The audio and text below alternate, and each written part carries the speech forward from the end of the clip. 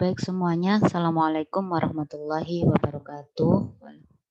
Pagi ini Ibu akan melanjutkan mata kuliah kita, yaitu di mata kuliah media pembelajaran. Nah,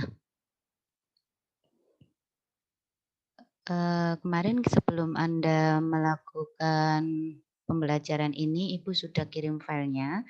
Jadi, kali ini Ibu akan menjelaskan detail tentang apa itu materi tentang media pembelajaran. Kalian sudah pernah saya beri tugas sebelumnya mengklasifikasikan ya media pembelajaran sekolah dasar di kelas 1 sampai kelas 6 bebas apa aja. Saudara-saudara, ini adalah bagan daya serap panca indera. Kalau kita lihat di sini, ini ada daya serap panca indera itu kalau kita lihat yang pertama penciuman itu hanya 1%. Jadi ketika kita melihat media penciuman itu hanya 1%. Yang kedua itu ada peraba itu 3,5%, yang keempat ada perasa 2,5%, yang selanjutnya ada pendengaran 11%, dan yang terakhir itu ada penglihatan 82%. Nah, di sini penglihatan itu 82%, artinya ketika kita melihat suatu objek atau media itu daya serapnya itu sangat tinggi dibandingkan kita hanya mencium objek itu atau media itu atau merabanya atau merasakan media itu atau bahkan mendengarkan. Jadi ketika kita tahu daya serap panca indera kita itu adalah yang terbesar adalah penglihatan, kemudian adalah pendengaran, maka oleh sebab itu alangkah baiknya ketika kita membuat media pembelajaran atau media yang sudah kita gunakan itu mengandung unsur yang bisa dilihat dan bisa didengarkan. Itu sangat bagus ketika kita memberikan pembelajaran media yang bisa dilihat dan didengarkan, maka daya serap anak ketika dia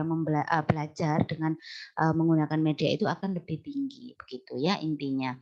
Nah, media itu yang bisa menyampaikan info bersamaan berupa suara dan gambar disebut media audiovisual. Jadi sekarang kita akan mengenal beberapa macam media pembelajaran. Yang pertama adalah media audiovisual, yang mana media audiovisual itu adalah media yang bisa menyampaikan info bersamaan berupa suara dan gambar.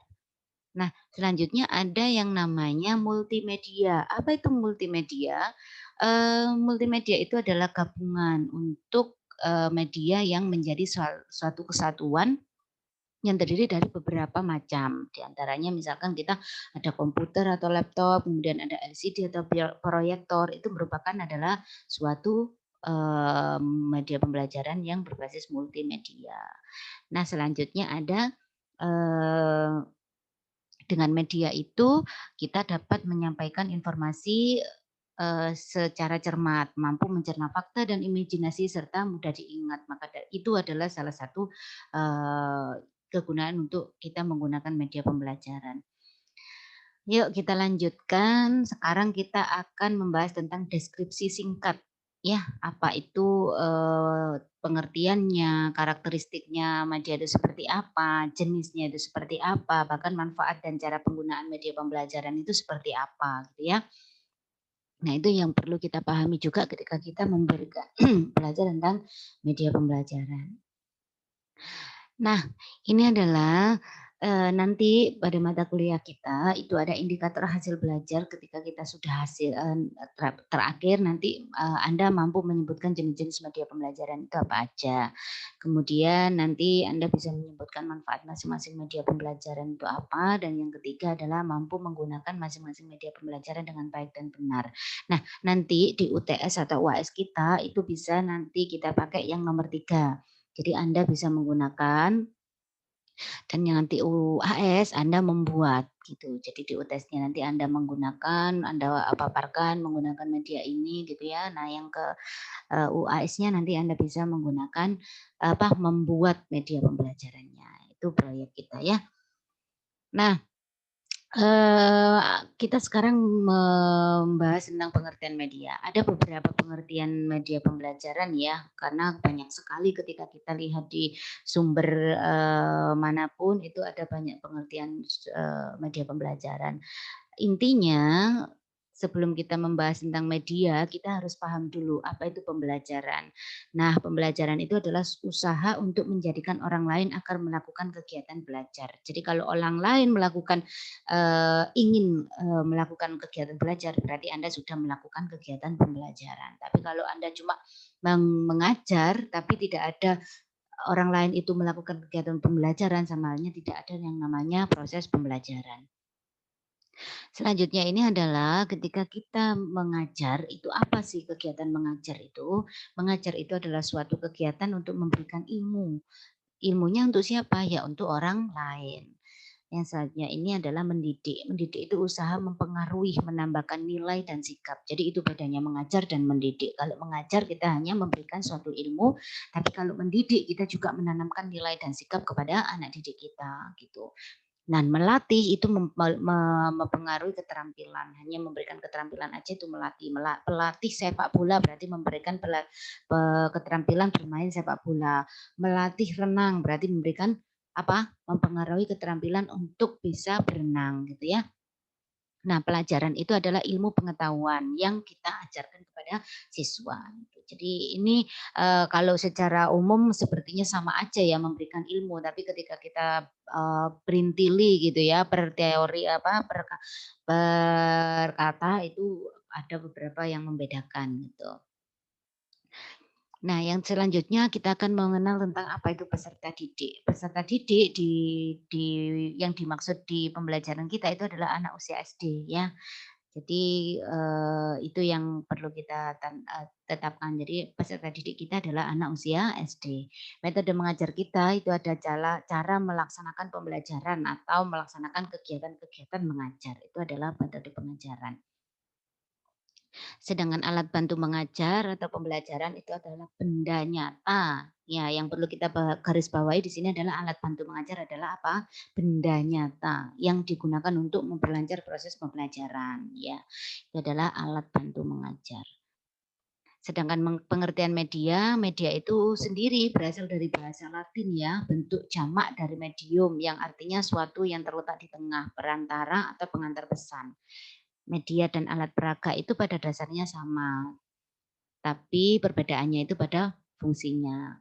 Kalau alat peraga itu fungsinya semata sebagai alat bantu untuk memperjelas pesan, sedangkan media itu sendiri merupakan bagian integral atau memperjelas menyampaikan pesan dengan sendirinya. Itu bedanya ya. Kalau secara awam pasti kita sama aja. Media yo sama dengan alat peraga gitu. Yang membedakan hanya fungsinya. Nah, ini adalah menurut beberapa media pembelajaran menurut ahli gitu. Nah, kalau menurut AVEK itu segala bentuk dan saluran yang digunakan untuk menyalurkan pesan atau informasi. Kalau GAGNE itu berbagai jenis komponen dalam lingkungan siswa yang dapat merangsangnya untuk belajar. Sedangkan BRICS itu mengartikan bahwa media pembelajaran itu skala alat fisik yang dapat menyampaikan pesan serta merangsang siswa untuk belajar. Nah, sebelum saya melanjutkan, coba kalian rangkum menurut Anda dari apa yang sudah saya jelaskan itu tadi, menurut pendapat Anda sendiri, nanti silahkan komen di kolom komen di bawah.